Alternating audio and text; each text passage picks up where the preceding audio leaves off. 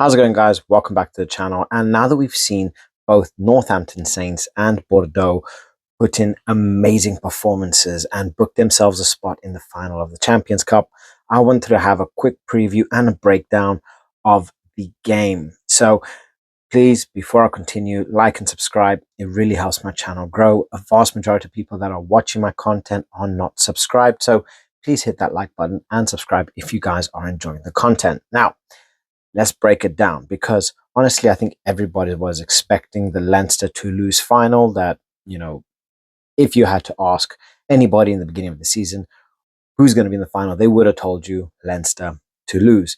That took a complete, U-turn this year. The Saints put in quite possibly the performance of the season and really, really putting the pressure to Leinster, beating them on the day, and it was just action packed. And then Bordeaux coming through, dominating Toulouse for a vast majority of the game, coming through with the win, and again, brilliant performance. Now, after both teams beat quite possibly the two biggest teams in world rugby, it's now going to come down to the battle of who wants it more, right? Who's going to be better on the day, as always, who's going to be more prepared. And we all know Northampton Saints, they're going to do their preparation, they're going to do their research on Bordeaux. We've seen how Bordeaux play, we've seen how quickly player like Luku moves the ball, right? How much pace BLBRA has on him. It's just unfair at points on how fast he is, right? There are a lot of players here that are just on an elite level, that it's going to come down to who is able to outplay who on the day. Bordeaux, they are pretty strong in terms of their forwards, in terms of their backs. They've got a nice combination. In terms of the Saints, I do feel that their forwards are not as strong as their backs, but they do have some amazing players there. Especially with the likes of Warren Augustus, Pollock. Pollock has been playing his absolute socks off, and honestly, with Pollock starting, with the way he's been playing, with the impact that he's had on the team, I'm giving the Saints every single chance here. And I'm pretty certain everybody that potentially watches this video and watches any of my previous videos, that tone is going to change to a lot of people that are underestimating the Saints. People are thinking that Saints cannot do this because they managed to beat Leinster when the odds were against them. I think they literally had like an 8% chance or something like that of beating Leinster, and ultimately they did. So coming into the final, coming in with that momentum, with, pretty much the whole country backing them, I think they have every single chance of doing it. But going up against a team like Bordeaux is a very, very difficult task, because they play very well. They play very quick. Their ruck speed is very good. They work so efficiently at the breakdown. And Maxime Luku, I love the way Maxime Luku plays, because there are just certain players in world rugby that when they play, it's kind of like they see it from like an eagle eye view of the game. This is something that I feel Antoine Dupont has, where it's like he's looking above the pitch and he can see all the play happen, right?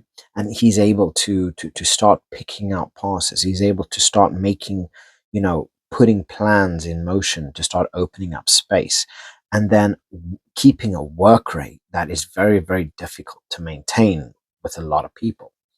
So how they're able to manage Luku is going to be very important. How they're going to manage Jalibert is also going to be very, very important, because that partnership is a brilliant partnership. But we saw the way the Saints managed Gibson Park, who I feel is the best number 9 in world rugby outside of Dupont.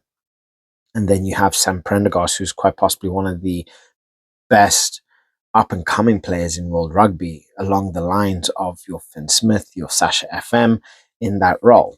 So how this is going to play out and how it's going to be on the day, because the Saints are quite obviously capable of managing elite level, elite level players to really manage to nullify, keep to a good game plan.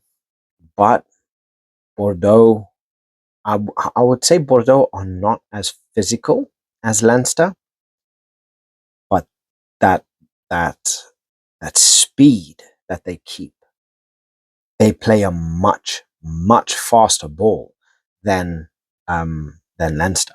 They play a much faster ball than Leinster. So where with Leinster you might have a couple seconds to have a little breath, or without being barraged by the forwards. Bordeaux, they just keep coming. They don't give you any time to breathe, which, if they are able to wear down the Saints, it's going to be a very, very long day, because again, keeping that pace for 80 minutes is very, very difficult. This is why Bordeaux have managed to play so well. This is why not many teams are actually able to consistently beat them. This is why they beat Toulouse, is keeping that pace, right? And again, it's not always about them having possession of the ball. It's about what they are capable of doing with the ball, which is scary. Because when they do get on the ball, something is happening. Things are put into motion, and then we all know BLBIA, he's just finding that space and just working, working his running lines, which it's very difficult to keep up with him, right? Same thing with Damien Penaud, very difficult to keep up with him. When you have Buros as well, just beating players, you know, alleviating pressure, using a kicking game, using his brilliant passing game, using his running game. The guy is phenomenal. A lot of Bordeaux's backs are just on a complete different level to most clubs in world rugby. But then we look into the Saints as well. The Saints backs are no joke. Having the likes of Alex Mitchell, who he had a brilliant game up against Leinster. You have the likes of Finn Smith, who again had a brilliant game up against Leinster. That partnership between Finn Smith and Tommy Freeman, beautiful. And this is what you get from playing consistently with each other, right? So a lot of the backs for the Saints happen to be English, and we look into the Six Nations.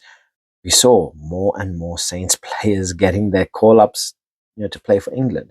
Right now, a majority of the backs who play for England are actually from the Saints. So it's going to be interesting to see how this plays out. But the Saints are always such a very powerful, forward-going team. I always say this, it does scare me when the Saints are on the back foot and having to defend. And I feel with the way Bordeaux plays, at the pace that they play, and on how quickly they get the ball down to the wide areas, the Saints are going to find themselves into problems. But again, they need to set the tone. If Alex Mitchell, if Finn Smith are able to set the tone, set the speed, the pace, and then utilize their centers and utilize the back three, in terms of like you I don't know, Augustus, who's a very, very powerful running player. Henry Pollock, who's so quick on his feet, he manages to find space. He's just that electrifying impact player. Beautiful. Kameni as well, such a good runner of the ball, making use of the space, making use of their time. If they are able to assert that dominance, if they are able to maintain and control the pace of the game, the Saints can take this game, relatively well. And again, I feel that this is going to come down to who's going to outscore who. I cannot see this being a small, um, a small rated game, a small scoring game. I do believe both teams are going to be again scoring over 30 points. Um, both teams scoring over 30 points, and again, I am going, And you guys might call me biased. In the last game, logic told me Leinster to win. My body, my gut told me Saints win. And I'm not going against my gut. I'm going for a Saints win by a penalty, maybe a try without being converted. So 3 to 5 points.